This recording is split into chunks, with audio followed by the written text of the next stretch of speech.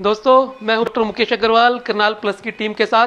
आज हम बात करेंगे हेयर ट्रांसप्लांट के बारे में, FUE हेयर ट्रांसप्लांट के बारे में, और आपको लाइव दिखाएंगे कि किस तरह से हेयर ट्रांसप्लांट होता है।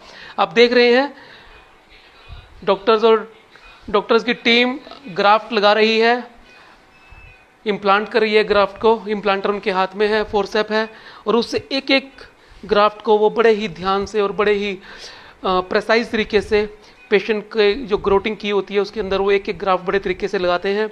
तो आप देख रहे हैं कि दो डॉक्टर लगे हुए हैं, और एक लेफ्ट साइड में एक राइट साइड में, और बड़े ही तरीके के साथ, बड़े ही करीने के साथ, जैसे सुनार बारीकी से अपने काम को अंजाम देता है उसी तरह से ये काम होता है, बहुत बारीक। इसमें पेशेंट को भी बहुत धैर्य रखना पड़ता है, सुबह से लेकर शाम तक उसे लेटा रहना पड़ता है। डॉक्टर के साथ एक पूरी टीम होती है और 7 से 8 घंटे लगातार चलने वाली सर्जरी होती है। तो अब चलते हैं कि शुरुआत हम ट्रांसप्लांट की कैसे करते हैं। जैसे ही सबसे पहले पेशेंट आता है उसकी पूरी एग्जामिनेशन हिस्ट्री ली जाती है, जो टेस्ट की रिपोर्ट्स होती हैं वो सारी चेक की जाती हैं। कोई किसी तरह का वायरल जो हम टेस्ट करते हैं वायरस इन्फेक्शंस के, वो सारे नॉर्मल हैं, ब्लड शुगर ठीक है, CBC ठीक है, बाकी सारी चीज़ें ठीक हैं। उसके बाद पेशेंट की सबसे पहले हेयर लाइन डिज़ाइन की जाती है।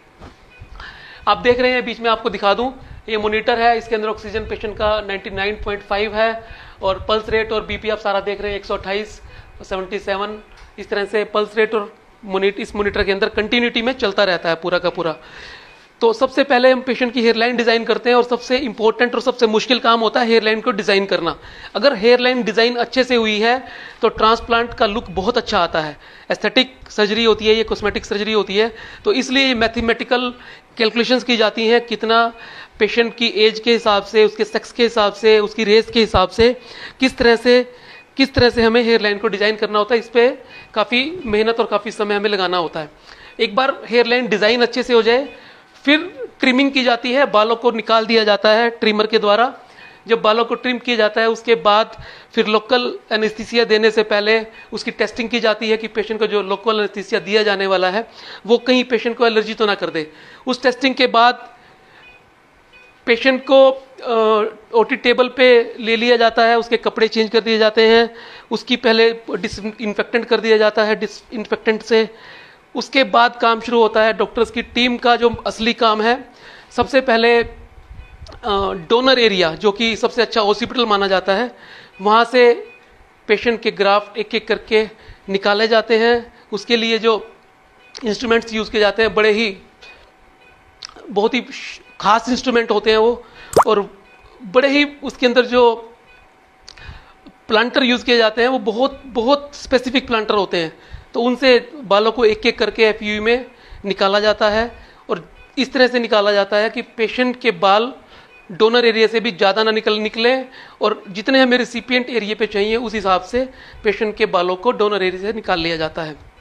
दोस्तों, क्योंकि लोकल एनेस्थीसिया का असर होता है, पेशेंट को किसी तरह का पेन नहीं होता, पेशेंट कॉन्शियस होता है। सिर्फ 3 से 4 mm जो पेशेंट की स्कैल्प की स्किन होती है उसके ऊपर ही हमें काम करना होता है। तो 100% ये हर तरीके से सेफ सर्जरी है। पेशेंट को हल्का हल्का ब्लड पूरे प्रक्रिया के दौरान निकलता है। मैं टोटल की अगर बात करूं तो 15 से 20 ml ब्लड लॉस पूरी की पूरी प्रक्रिया के दौरान होता है। जब बाल निकाल लिए जाते हैं फिर आप देख रहे हैं यहाँ पे बालों को साफ किया। पहले बालों को NS के अंदर और कुछ अलग से सोल्यूशन मिले होते हैं ताकि जो ग्राफ्ट हमने निकाले हैं वो खराब ना हो। उनको बड़े ढंग से उसकी सफाई की जाती है, एक एक बाल को एक एक अलग किया जाता है। आपको एक बात और जानकारी दे दूं कि ह्यूमन हेयर जो होता है एक ग्राफ्ट के अंदर 1 से 4 फोलिकल होते हैं। 1 भी होता है, 2 भी होते हैं, 3 भी होते हैं और 4 भी होते हैं। उन्हें अलग अलग किया जाता है क्योंकि जब हम हेयर फोलिकल को रिसिपिएंट एरिया में लगाते हैं तो फ्रंट लाइन जो बनाई जाती है वो सिंगल हेयर की बनाई जाती है, और पीछे की तरफ 2, 3 और 4 हेयर फोलिकल लगाए जाते हैं, तो जिससे लुक बहुत ही नेचुरल और बहुत ही शानदार आता है। तो इस तरह से आपने देखा कि किस तरह से ग्राफ्ट ये अलग अलग किए जा रहे हैं। तो जब ग्राफ्ट अलग अलग कर लिए जाते हैं तो उन्हें स्टोर कर लिया जाता है, प्रिजर्व कर लिया जाता है, और फिर काम आता है जहाँ पे रिसिपिएंट एरिया है वहाँ का, जहाँ पर बाल लगाए जाने हैं, पेशेंट की बाल्डनेस जहाँ पे खत्म होनी है उस एरिया का काम आता है। तो बड़े ही बारीक माइक्रोटोन के अंदर के साथ छोटे छोटे छिद्र बनाए जाते हैं, और इनके अंदर फिर जो ग्राफ्ट निकाले हैं जिनको साफ किया जा चुका है, और single single graft front hairline पे लगाए जाते हैं, और उसके पीछे 2, 3 और 4 ग्राफ्ट लगाए जाते हैं। तो इस तरह से 7 से 8 घंटे लगातार ये सिटिंग चलती है और 4 से 4.5, अगर बहुत ज़्यादा डोनर एरिया अच्छा है तो 5000 ग्राफ्ट तक भी एक दिन के अंदर प्लांट किए जा सकते हैं। तो दोस्तों बिल्कुल सेफ सर्जरी है, इसके अंदर किसी तरह की कोई कॉम्प्लिकेशन नहीं होती। पेशेंट को जब हम ट्रांसप्लांट कर देते हैं उसके बाद 2 दिन के लिए पट्टी रखी जाती है और वो पट्टी जब उतार दी जाती है तो पेशेंट कहीं भी आ जा सकता है, कोई भी काम कर सकता है। 10 से 15 दिन के लिए पेशेंट को बहुत हैवी काम करने के लिए मना किया जाता है ताकि ग्राफ्ट निकलने का डर ना हो। 15 दिन के अंदर ग्राफ्ट अपनी जगह बना लेते हैं, उसके बाद पेशेंट कहीं भी जा सकता है, किसी तरह का भी खान पान रख सकता है, कहीं भी ट्रैवल कर सकता है। तो बिना कॉम्प्लिकेशन के ये सर्जरी है और FUE प्रोसीजर तो इतना सेफ है, इतना शानदार है कि ज़्यादातर, और अब तो अवेयरनेस भी ट्रांसप्लांट को लेकर इतनी ज़्यादा बढ़ चुकी है कि हर व्यक्ति की ये रीच में है, अफोर्डेबल भी हो गया है और FUE सर्जरी बहुत सेफ होने की वजह से लोग इसको करवाना भी बहुत पसंद करते हैं। यहाँ पर हम VSCA के अंदर बहुत ही ध्यान रखते हैं हर चीज़ के बारे में, हर तरह की मेडिकली एथिकली हर तरह से पेशेंट का बहुत ही ख्याल रखने की कोशिश की जाती है और कोशिश करते हैं कि पेशेंट का रिजल्ट बहुत बढ़िया है, उसके ग्राफ्ट मैक्सिमम लगाने की कोशिश करते हैं और बेस्ट रिजल्ट देने की कोशिश करते हैं।